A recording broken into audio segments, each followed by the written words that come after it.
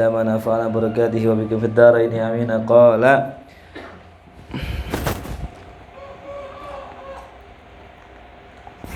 فاحذر أيها الأخ السالك أن يلبس عليك الشيطان فيريك الباطل في صورة الحق فتتوهم أنك تعمل لله وأنت تعمل لنفسك ولا تدري. فقد قيل إن الشيطان لا يفتح للعبد 99 بابا من الخير حتى يوقعه في باب من الشر.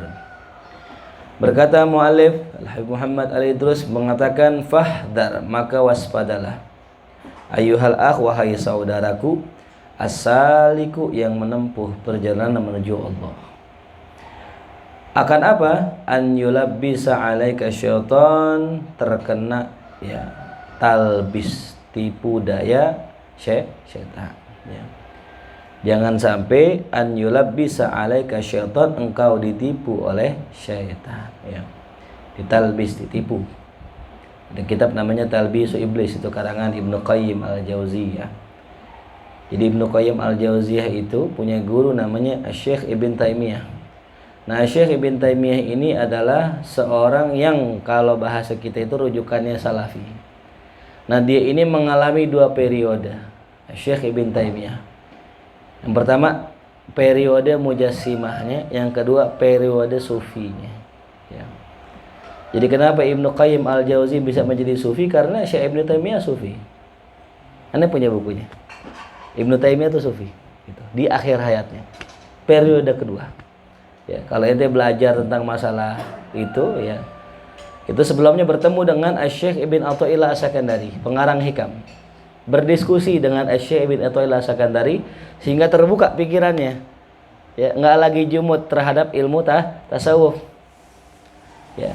Dia mengatakan bahwasanya katanya tasawuf itu orang yang pakaiannya kotor ya, pakaiannya itulah ya, apa namanya, kotor ya, lusuh gitu ya, lusuh pakaiannya, compang-camping gitu kan. Karena sufi itu maknanya artinya dari suf, bulu wol, domba. Apa kata Ibnu Athaillah? Apa? Unzurilah ya, lihat saya, apakah pakaian saya kumuh, lusuh? Enggak, itu tasawuf gitu. Sehingga berubah wasara sufian. Maka Ibnu Taimiyah menjadi seorang sufi ya itu. Itu ada dua fase, beliau mengalami dua fase. Itu muridnya namanya Ibnu Qayyim Al-Jauziyah, pengarang kitab Talbisu Iblis. Nah, bagaimana cara setan mengelabuhi kita? Cara setan untuk ya menipu kita. Fayuriyaka al-batil fi suratil haq, maka ia itu memperlihatkan padamu yang batil dalam bentuk kebaikan ya. Memperlihatkan yang batil dalam bentuk kebaikan ya. Niatan kita ingin menolong orang, tapi justru kita malah tercebur di lumpur sendiri itu. Niatan kita bantu orang, orang yang kita bantu selamat, kitanya tenggelam, naudzubillah min dzalik ya. Sebagaimana contoh misalnya ente ya pulang dari sini, keluar dari sini, lalu lulus, lalu kemudian ente lihat ada sekumpulan orang pada maksiat ya. Niatan ente bagus, ente pengen dakwah, pengen nolongin mereka, pengen ngajarin ilmu buat mereka. Nah, cuman itu talbis dari syaitan ya. Tipu daya. Ente disuruh untuk dakwah, ketika ente masuk, ente tenggelam masuk ke situ. Entenya maksiat, dianya bisa jadi benar gitu kan ya. Nauzubillah min dzalik ya. Baik. Fatatawahhama annaka ta'malu lillah, maka engkau akan merasa ya bahwasanya engkau beramal karena Allah. Wa anta ta'malu li nafsik, sedangkan engkau beramal untuk dirimu sendiri, wala tadri, sedangkan engkau tidak merasa. Ya, jadi kita kira kita sedang beramal karena Allah, padahal kita sedang beramal untuk nafsu kita sendiri, tapi engkau tidak sadar tuh ya. Jelas? Makanya bagaimana caranya? Yuda takallam ma'a syaikhik, ngomong sama guru. Kalau mau ngapa-ngapain ngomong ya. Apa kata guru? Kalau disuruh iya jalan, kalau enggak ibu enggak usah jalan. Kenapa? Karena guru kita yang lebih paham kan kita ya. Karena kadang-kadang kita punya pandangan itu tertutup dengan hawa nafsu gitu ya. Sebagai contoh misalnya gini, saat saya mau kerja gitu ya, guru kita bukan tipikal orang yang ngelarang kerja, buktinya banyak muridnya yang kerja, tapi kita pengen kerja mau ngapain gitu. Berjuta argumen ya, ada argumen ini, argumen itu, alasan ini, alasan itu ya, kita keluarkan padahal itu nggak bersumber dari hati kita ya, termasuk talbis iblis. Nggak percaya, cobain ketika keluar yang ngaji nggak ya.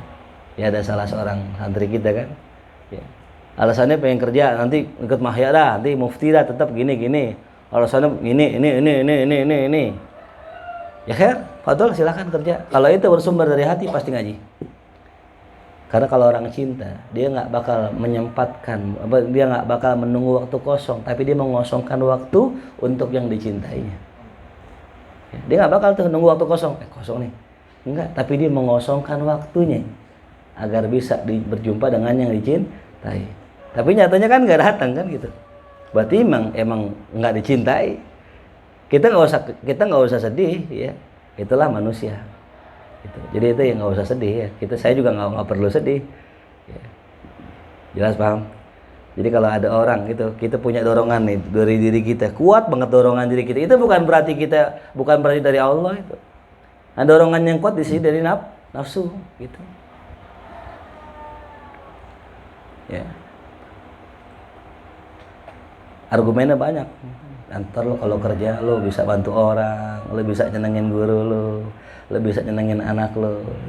Ya. Kerja nyenengin kagak, bantu orang kagak. Nyenengin apa? Anak mah emang kewajiban gitu. Nah itu, ya. Itu setan itu kerjaannya. Ya. Jelas ya, paham? Bagaimana belajar kita untuk tunduk kepada ya, diri kita, guru kita itu ya. Tunduk kepada guru kita. Nah, faqad qila dikatakan sungguh inna syaitan la yaftahu lil abdi, sungguh setan akan membukakan lil abdi bagi seorang hamba tis'atan wa tis'ina baba minal khair, 99 pintu kebaikan. Masya Allah. Tuh setan tuh ngebukain pintu, maksudnya bukan dibukain, bukan, dia nunjukin nama kita ya. Mana yang membuka apa? Nunjukin, ngasih tahu 99 pintu kebaikan ya. Hatta yuqi'ahu fi babin minasyarr, sampai dia jatuhkan orang itu ke dalam satu pintu dari keburukan ya. Gampang banget. Setan kasih tunjuk nih, lo mau ini nih, bisa begini, bisa begini. Tapi ntar ujungnya habis itu diapain? Dijatuhin oleh setan. Ya. Min babir riya misalnya, gitu. Setelah ente beramal nih, tuh lu doang dah yang di sini yang bisa begitu, yang lain mah nggak ada inisiatifnya, naik tuh, gitu.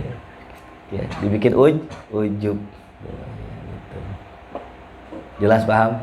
Jadi setan membuka 99 pintu kebaikan dan membuka satu dan jatuh orang di situ. Padahal yang dibuka berapa? 99, tapi cuma satu setan punya itu. Ya, itu tadi sifat ujub, takabur tuh ya. Ya. Maksiyatun ya.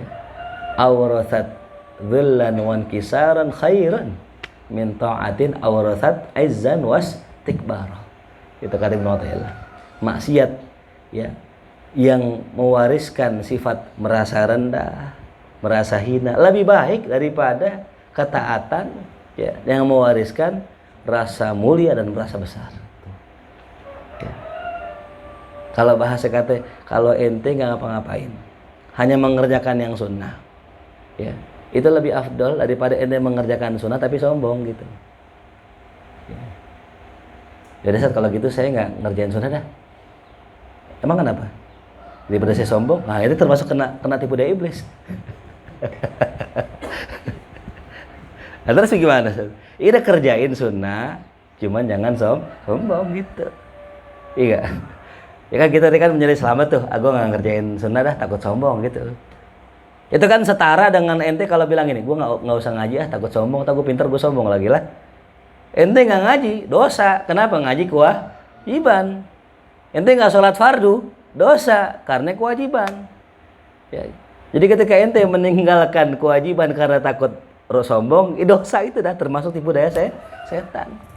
Daripada gue soleh, gue jadi orang baik, tak gue sombong dengan gue jadi orang tukang maksiat. Nah, itu juga tipu daya setan. Itu yang bisikin setan juga. Jadi kesono yang bisikin setan, kesini yang bisikin setan. Udah ente beramal yang banyak, biar jadi kiai ente. Nah, kalau kiai kan pulang berkatnya Garuda, kayak gitu tuh.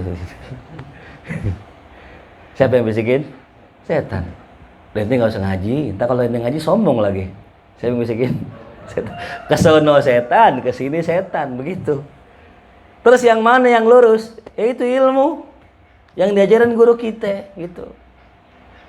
Ya, sehingga dikatakan apa? Setan takut sama orang berilmu, bukan karena wiridnya, bukan karena apa? Orang berilmu nggak bisa digoncang, nggak bisa digoyang.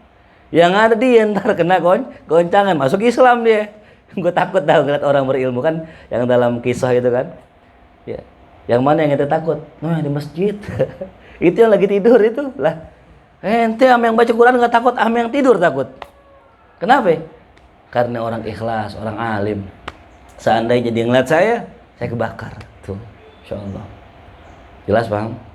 Ya, jadi pandangannya orang alim itu lebih ditakuti syaitan daripada pandangannya ahli ibadah. Karena kalau ahli ibadah cukup satu pintu, iblis menjatuhkannya. Di ibadah sepanjang siang malam, puasa di siang harinya, sholat di malam harinya, iblis cuma kasih pintu satu, ujub, udah jatuh deh. Ya, luar biasa ente. Nggak ada di pulau orang yang setiap malam sholat kayak ente, yang puasa setiap hari kayak ente. Kata kita bener juga ya. Gue doang kayaknya di sini. Ya masuk katanya, nyemplung langsung katanya. Habis amalan semua. Itu makna setan membukakan 99 pintu kebaikan dan menjatuhkannya hanya dengan satu pintu keburukan. Tuh, ya. Bye-bye. Serem banget ya. Fayam bagilaka. Maka seyogianya bagimu ayuhal akh, wahai saudaraku, antuhdira fahmak, untuk kau hadirkan pemahamanmu lihadihil ma'ani, pada makna ini tuh. Ya, jadi coba renungin nih makna ini. Ya. Jadi bagaimana saat ini pakai ilmu yang diajarkan oleh guru kita. Ya. Apa tujuan kita beramal? Ya. Ilahi anta maksudi waridhaka matlubi. Tuh ya. Kata Jalaluddin Ar-Rumi, beliau mengatakan, dulu saya punya banyak tujuan, banyak keinginan. Ya, dulu ya, saya punya banyak keinginan. Ya. Namun semua itu hilang ketika saya menginginkan berjumpa dengan Allah. Ya. Jadi orang-orang sebelum kita itu, ya kayak kita ini sebelum belajar, apa kan pengen ini. Tapi ketika kita ngaji dengan benar, dengan betul, intinya cuma satu tujuan kita, Allah udah. Ya. Jadi buat teman-teman yang pengen jadi ustadz, yang pengen jadi kiai, itu buang dulu semua, gitu. Ya. Kenapa? Ilahi anta maksudi, tuh ya. Yang pengen kaya, yang pengen ini, ya ilahi anta maksudi, tuh. Ya. Tapi jangan sampai gini, bukan nggak mau jadi ustadz, gue santai aja belajarnya, jangan salah juga. Setan lagi tuh kena tuh. Ya. Untuk apa? Lituhkima amalak, agar engkau menyempurnakan amal-amalmu bin niyatis shalihah, dengan niat yang benar tuh ya. Dengan niat yang benar tuh. Makanya tadi saya bilang tadi, semua bergantung dari niat tuh. Ya. Maka dengan niat yang soleh, fabidzalika, maka dengan sebab engkau menyempurnakan amalmu dengan niat yang soleh, niat yang benar, ya sebagaimana diajarkan oleh guru-guru kita, apa? Nawaina kama nawa aslafuna, ya kama nawa syekhuna, ya syuyukhuna. Kami niat sebagaimana niat guru-guru kami. Udah, masya Allah, guru-guru kita niatnya baik. Ya, kami niat sebagaimana niatnya Imam Syafi'i, sebagaimana niat Imam Malik, niat Imam Ghazali, niat Syekh Abdul Qadir Jailani, aman udah. Ya, jadi kita nggak mentaklik niat illa kepada orang-orang soleh. Ya. Kita mau niat apa ya kira-kira? Yang mau niat apa ya? Kita takut niat kita salah. Ya. Udah kita taklik, ya Allah, nawaina kama nawa bihi aslafuna as-salihun. Ya Allah, saya berniat sebagaimana niatnya orang-orang soleh dulu.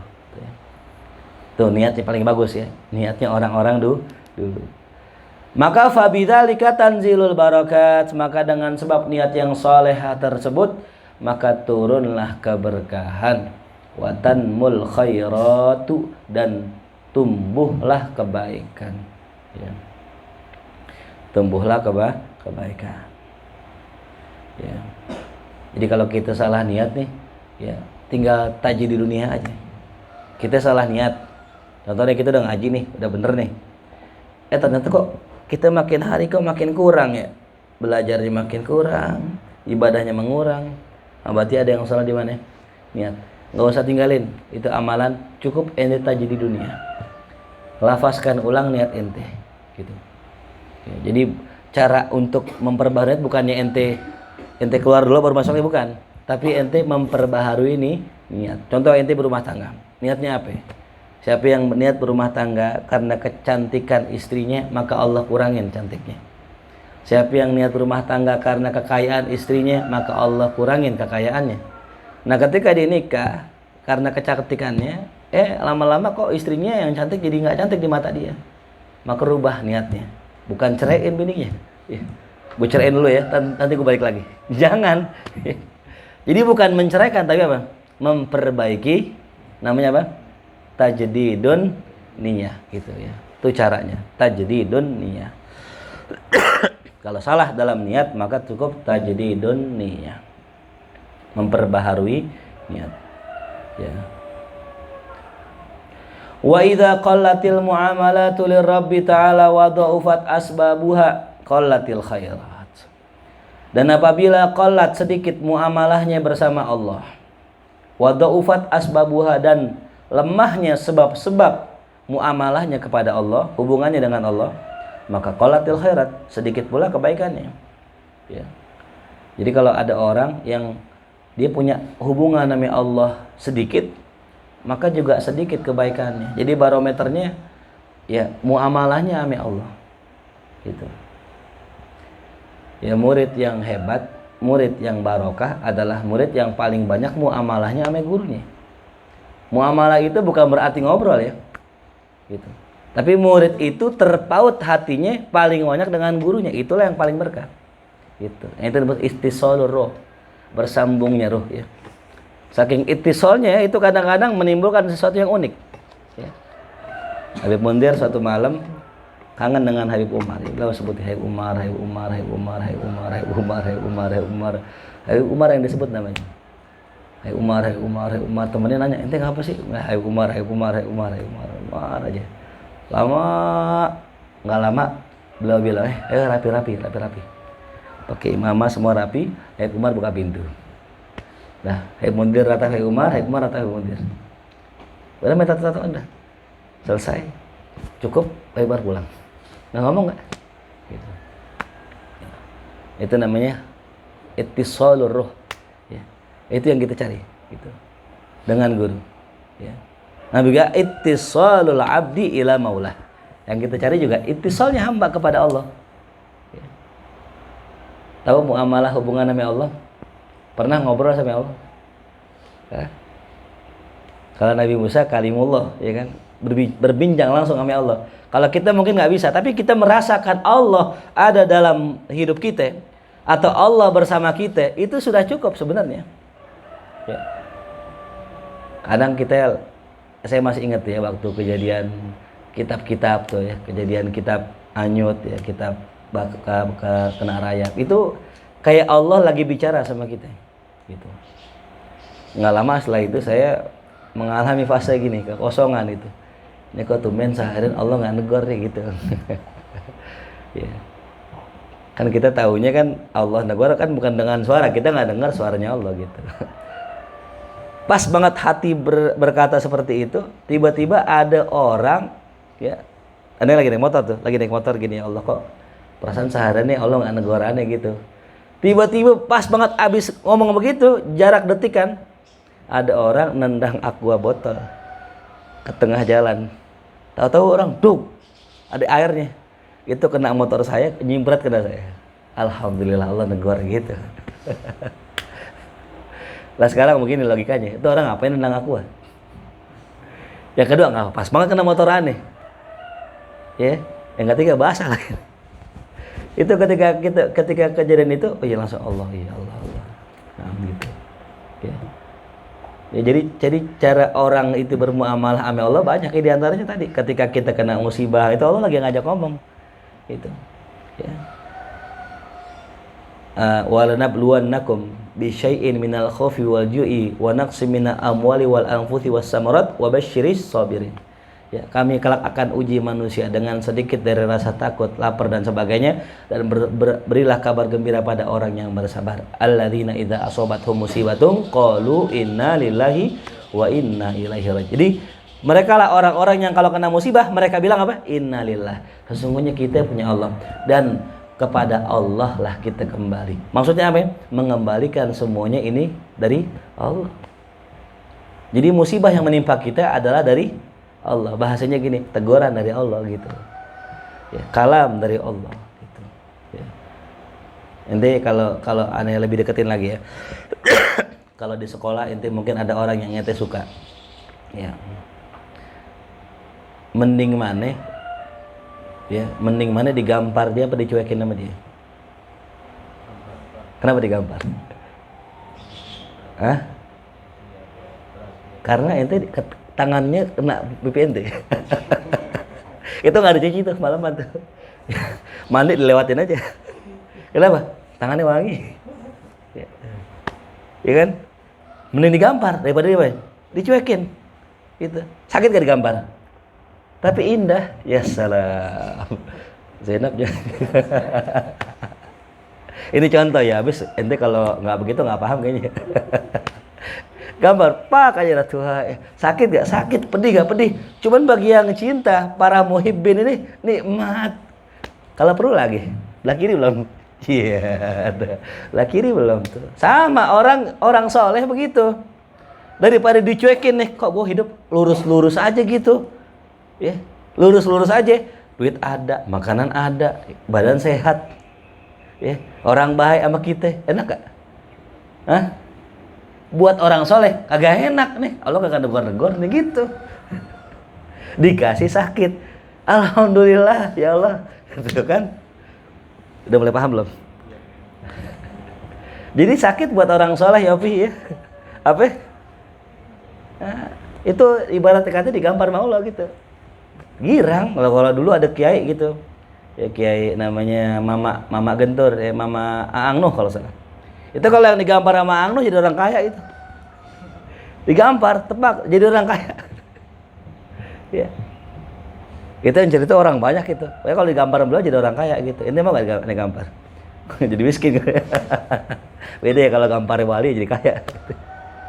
Ya. Jadi begitulah cara Allah gitu. Ya, romantisme bersama Allah ini, muamalatuna sama Allah. Hubungan kita sama Allah. Jadi kalau kita hubungan sama Allah, nggak kayak kita sama teman kita, enggak. Ya saya analogikan begitu ya. Ketika kita digampar sama orang yang kita kasihi, kita malah pengen digampar lagi. Kenapa? Digampar tanda ada perhatian. Lebih baik diomelin daripada dicuekin gitu. Dicuekin paling enak udah. Ya. Ma wadda'aka rabbuka wa ma qala. Tuhanmu enggak meninggalkanmu ya Muhammad gitu. Makanya Rasul sangat sedih waktu ditinggal, bukan ditinggalkan, waktu Allah enggak nurunin wahyu, sedih banget itu Rasulullah gitu. Ya. Dalam qasidah tuh, salatullahi tansyakum habibi li ghairi jamalikum nadhari haramu insyaallah wa ghairi kalamikum indi kilamu li ghairi jamalikum indi haram. Melihat keindahan selainmu adalah haram buatku. Masya Allah. Wa ghairi kalamikum indi kilam. Ya. Dan perkataan selain perkataanmu adalah omongan yang sia-sia. Gitu.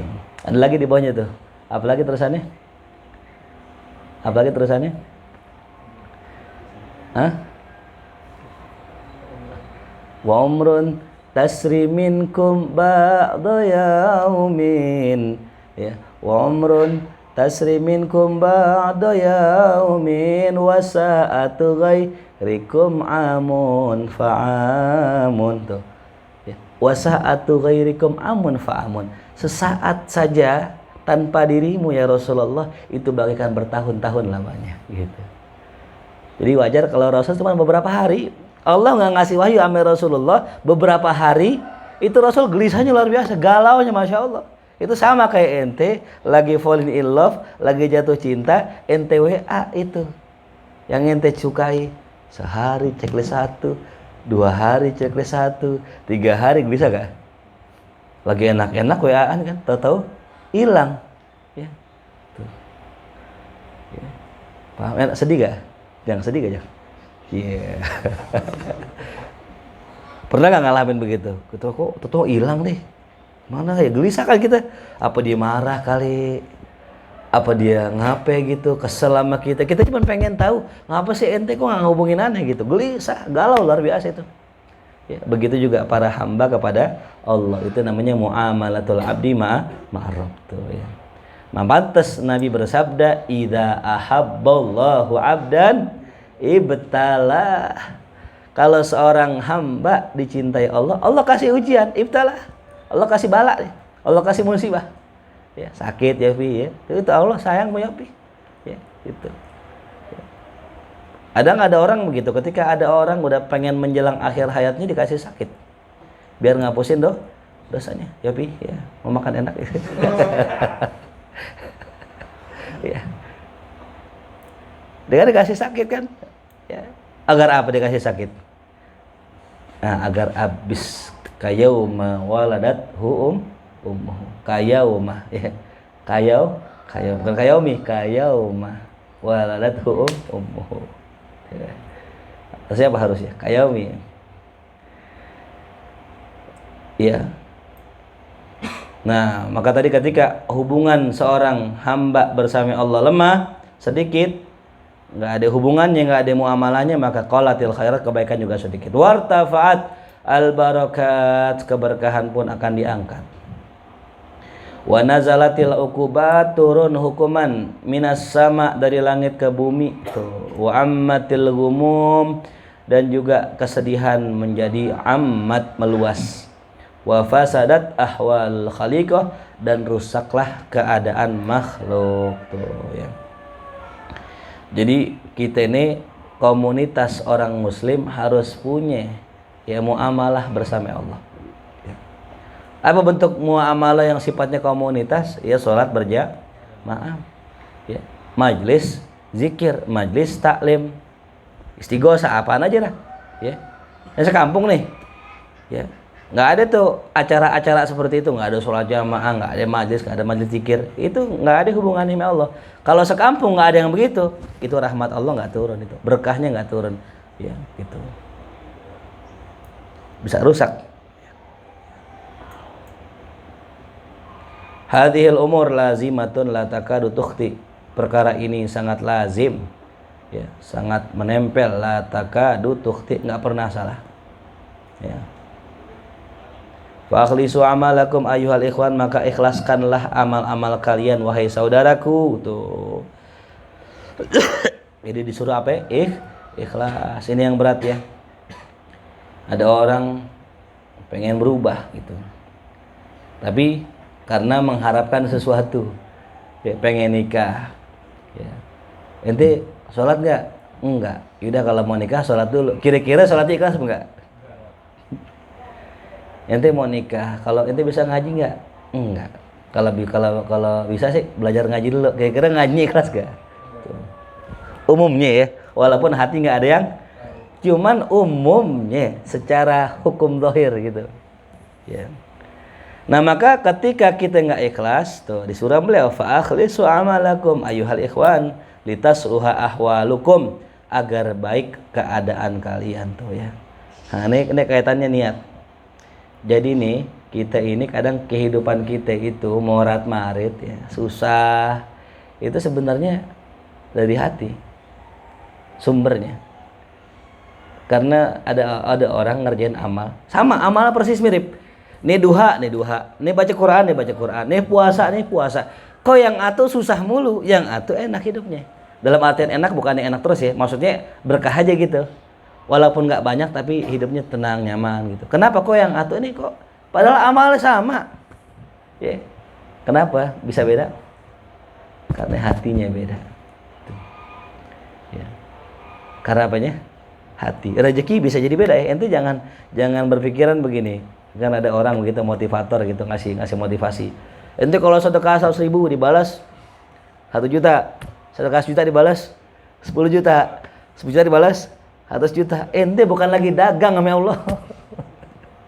Ya. Bukan lagi dagang sama Allah. Ya.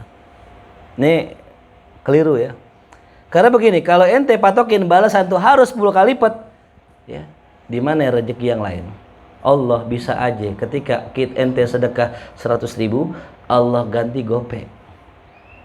Berarti enggak 10%, tapi lebih dari itu. Contoh gini ya. Operasi ginjal berapa operasi ginjal? Ginjal berapa harganya ginjal? Guys, berapa guys? Nanti kan katanya mau jual katanya. Buat beli iPhone. Ayo, Wapi berapa ya, Wapi? Kira-kira ginjal atau ginjal? 1M ada kali 1M ya? 4M. 1M dah. Ya. Ente apa namanya? Ya punya ginjal. Ente sedekah 100.000. Allah selamatin ginjal ente. Berapa tuh ginjal harganya? 1 miliar kan gitu. Jadi jangan patokin rezeki cuma duit gitu. Oh saya paling kesel kalau gitu.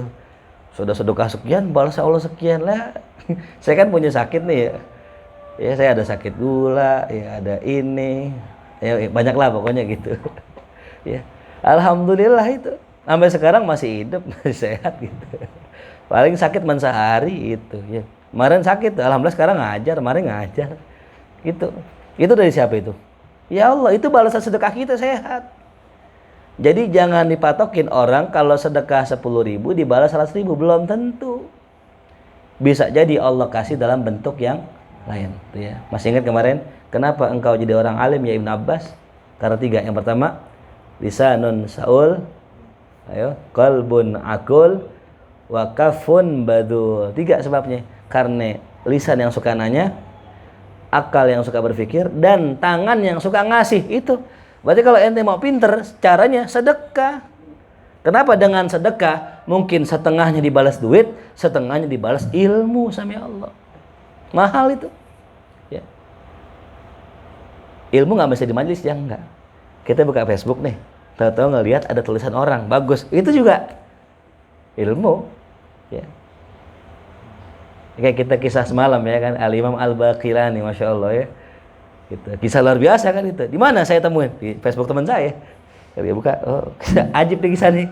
Itu kan merupakan balasan sedekah kita juga. Coba kalau saya nggak buka Facebook dia, ketemu nggak tuh kisah? Ada di tarikh Baghdad ada, menteri banyak mau dibuka. Yang kedua di Facebook saya ada Facebook siapa aja banyak kan? Kenapa kok Allah takdirkan saya nggak buka Facebook dia?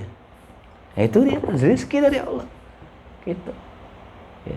Dari sekian banyak Facebook yang nggak buka Facebook dia. Dan yang kebuka kisah itu. Saya sampein di Kuitang. Ya. Ya mah gira nggak? Gira. Itu rezeki dari Allah gitu. Jadi paham, jangan patokin rezeki cuma apa? Duit. Jadi saya nggak demen tuh kalau itu. Siapa yang sedekah 10.000 dibalas ini? Itu mah bukan urusan ente, itu urusan Allah udah.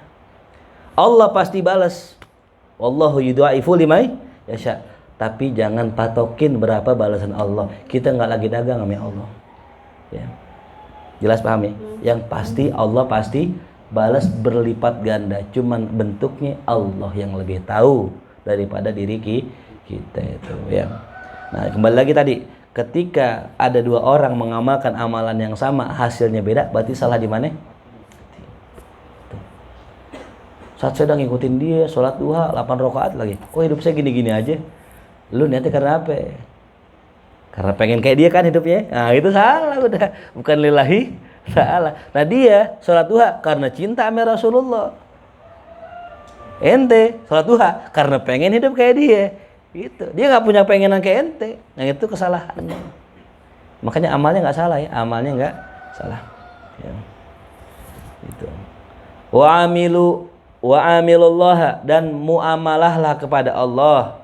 Jalinlah hubungan kepada Allah muamalatan hasanah, dengan muamalah yang baik tuh ya. Hubungan sama Allah dengan hubungan yang baik, jangan hianati Allah tuh. Jangan berdusta kepada Allah, jangan nipu Allah tuh ya. Emang Allah bisa ditipu, satu itu di repot juga ya. Ya. Yukhadi'unallaha, gimana ayatnya?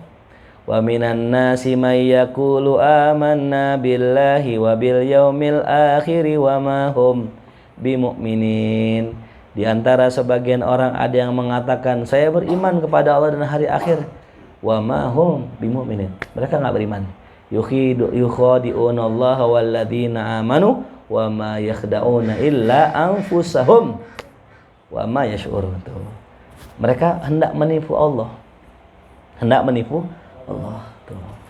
Yang orang-orang yang beriman, tapi ya Allah nggak bisa ditipu. Padahal diri mereka yang sedang menipu diri mereka tapi bahasanya mereka lagi nipu Allah tuh ya. Itu jangan begitu, jangan nipu Allah. Ya. Fa innallaha ta'ala la yudayyi'u ajral muhsinin. Sungguh Allah tidak menyia-nyiakan pahala orang yang berbuat baik. Tuh Allah nggak pernah tuh nyanyiin kebaikan ente. Hati sekecil mindahin sendalnya Umar misalnya, ya. Mindahin sendalnya Muhammad, kan kecil banget itu ya. Udah sendalnya kecil lagi, orangnya kecil. Itu segitu aja. Allah nggak bakal sia-siakan tuh, ya. Jadi Allah nggak bakal menyia-nyiakan balasan orang-orang yang muhsin. Ya, muhsin ini apa sih? Muhsin ini asalnya ihsan. Ihsan itu apa sih? Ihsan itu adalah mengerjakan ya sesuatu yang tidak wajib. Ya. Innallaha ya'muru bil adli wal ihsan. Allah nyuruh kalian berlaku adil. Apa berlaku adil? Mengerjakan yang seharusnya dikerjakan. Wal ihsan, mengerjakan yang tidak seharusnya dikerjakan. Ya. Ente piket hari Senin, Selasa kotor. Iya, ente nyapu. Itu muhsin namanya. Gitu. Belajar dari orang ihsan. Kalau jadi orang ihsan enak. Nah, cuman yang culasnya orang Indonesia, kalau ada orang begitu dimanfaatin gitu. Biarinnya dia aja rajin nih orangnya. Nah, orang Indonesia banget. Serba salah ya. Serba salah. Ya, serba salah. Ya. Jelas ya? Gitu. Tapi enggak, Allah enggak nyanyain. Ente meskipun ente dimanfaatin orang, ya. Meskipun ente dikerjain orang, tetap itu pahala buat ente. Dan Allah balas kebaikan ente, ingat ya. Ini motivasi buat orang yang sering dimanfaatin. Kadang-kadang kerajinan kita dimanfaatin orang. Ya. Ente jangan sedih, Allah balas kebaikan ente. Ntar ente lihat. Gitu ya. Jelas ya. Karena Allah nggak menyia-nyiakan orang yang berbuat baik. Gitu ya. Contoh begini misalnya, ayo nyumbang maulid ya, nyumbang maulid. 1, nyumbang maulid. 2, aku ntar aja. Gue ntar di ujung. Ya, gue mau lihat dana lebih enggak nih gitu. Pas udah lebih, gue nggak usah sama lah, udah lebih dananya, tuh gitu. Kata yang awal-awal, ngapa gue nyumbang ya? Nah, terang gue nggak usah nyumbang. Iya. Itu yang nyumbang pertama sia-sia gak? Enggak, Allah balas gitu. Kita kan, ini kan logika setan begitu tuh. Ngapain gue nyumbang? Ini seringnya orang begitu, nyuruh orang kebaikan tapi dia nggak ngerjain. Atamuruna nasa bil birri wa tansawna anfusakum wa antum tatluna alkitab. Afala takilun ya. Ente nyuruh orang berbuat baik tapi ente nggak mengerjakan apa ente nggak berpikir tuh. Ya jadi jangan kita nyuruh orang sedekah tapi kitanya nggak pernah sedekah ya gitu. Nah, fal abdi majziyun biniyatihi, dan seorang hamba dibalas dengan niatnya. Ya. Jadi bukan dengan apanya? Amalnya tok, tapi hamba dibalas dengan niatnya. Ya. Ingat dulu ada seorang sholihin dulu, seorang raja. Kalau nggak salah Raja Tuba namanya. Ada bukunya mana tuh? Raja Tuba. Ya.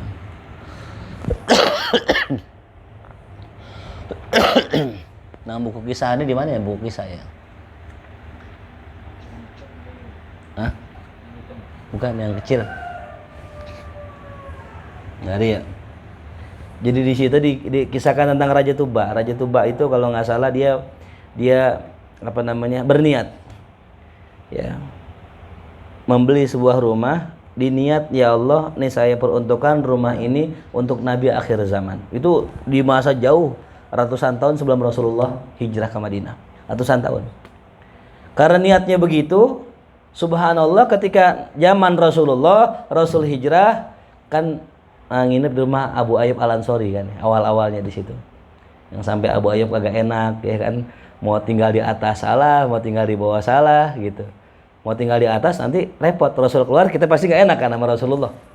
Mau tinggal di bawah takutnya di bawahnya Rasulullah, akhirnya tinggal di bawah. Gitu. Saking adabnya Abu Ayyub Al-Ansari ketika di atas tinggalnya, itu jalannya jinjit. Nggak mau kedengeran suaranya dari atas tuh. Karena Nabi juga nggak enak, ya kan, dengan beliau, akhirnya Nabi lebih memilih tempat yang lain. Akhirnya tuh ontaknya yang milih. Orang pada nawarin sini ya Rasulullah, tapi enggak. Nabi serahkan itu urusan rumah sama ontanya Nabi. Dan ontanya Nabi jalan-jalan milih rumah yang pernah diniatkan oleh Raja Tuba itu. Itu jaraknya ratusan tahun itu. Ya. Jadi kalau ente punya niat, ya yakinilah niat itu akan diwujudkan sama Allah, walaupun bukan di zaman ente. Allah, saya niat ya Allah, saya nikah pengen punya anak jadi ulama. Insya Allah anaknya itu jadi ulama, walaupun bukan anak ente. Bisa jadi cucu, bisa jadi cicit, cocot, cecet, semua bawa tuh. Ya. Ini bisa jadi ente yang di sini nih. Ini niat orang tua ente dulu. Ya, ketika adik bapaknya mungkin lagi apa, menikah kan, lagi bercocok tanam gitu. Langsung berniat, ya Allah, nawaina saya pengen punya anak-anak soleh gitu. Allahumma janibna apa enggak? Ya enggak hafal, lama dah. Allahumma janibna syaitan wa. Iya belum sih, nanti aja gampang. Nanti aja si lama ya. 10 tahun lagi. Jadi berniat ketika ente berjima sama istri, niat tuh. Ya, niat. Ya, itu nanti dibahas di kitab Qurratul Uyun nanti ada insyaallah. Ya, jadi fal abdu majziyun biniyati, seorang hamba dibalas, diganjar dengan niatnya itu. Ya. Mu'tan bi husni tawiyatih, dikasih, mu'tan diberi bi husni tawiyati, dengan sebab bagusnya dia punya tawiyah hati. Ya. Fa in sadaqa ya rabbahu wa walahu, ya, jikalau dia itu membenarkan Allah, sadaqa rabbah, dia benarkan Allah, wawallahu, dan dia itu ya, wawalahu itu apa namanya,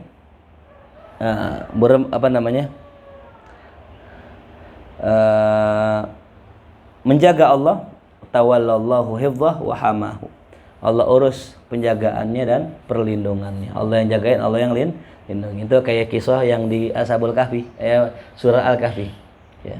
Itu surah Al-Kahfi, itu kisah Nabiullah Khidir kan ke tempat kampung ya, satu kampung minta dijamu, nggak ada yang mau jamu, satu pun nggak ada yang mau jamu ya, satu pun nggak ada. Kali gitu, di sini nggak ada gitu. Akhirnya ada sebuah rumah pengen rubuh, dibenerin sama Nabiullah Khidir.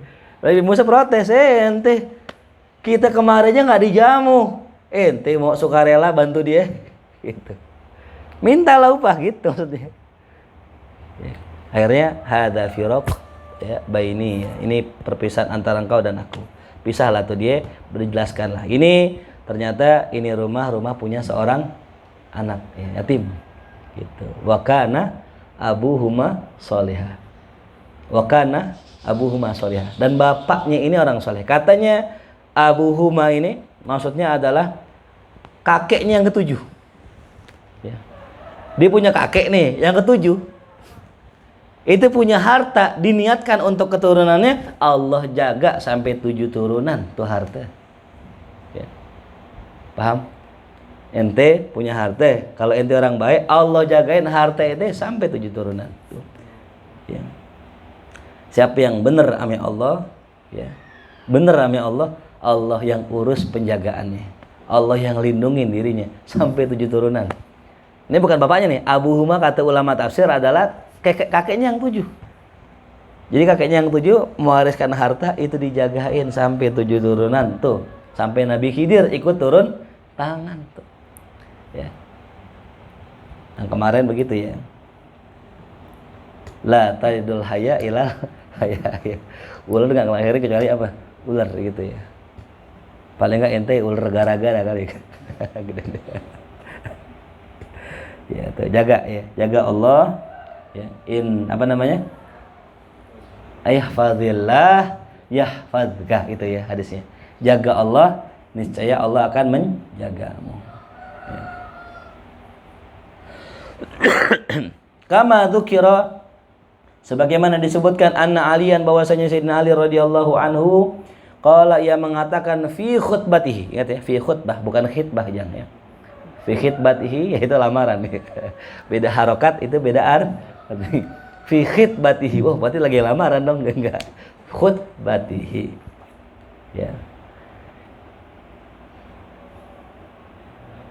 Apa katanya? Ala inna Abu Bakrin awwahum munibul qalbi. Ketahuilah bahwasanya Sayyidina Abu Bakar As-Siddiq awwah. Awwah itu orang yang suka mengadu pada Allah. Ya.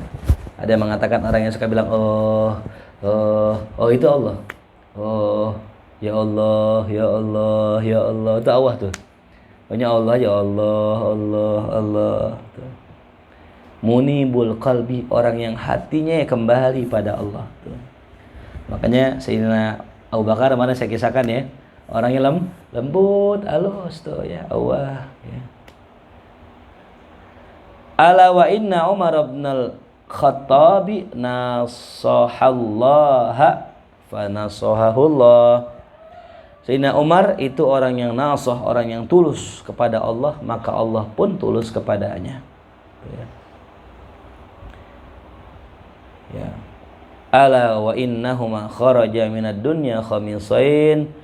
Ketahuilah bahwasanya keduanya itu keluar dari dunia dalam kondisi lapar, aijain, lapar ya. Tuh. Orang yang selevel Abu Bakar Siddiq radhiyallahu an, Sayyidina Umar radhiyallahu an itu meninggal dalam keadaan apa? Lapar. Padahal selevel beliau. Aqrabun nas ila Nabi sallallahu alaihi wasallam. Kemarin ya Sayyidina Ja'far meninggal dalam kondisi haus. Inni uridu an uftira fil jannah. Masya Allah tuh. Faslun. Ikra Ustaz Anif. Mikir mana mikir?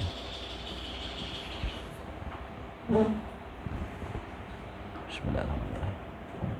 Bismillahirrahmanirrahim. Faslun.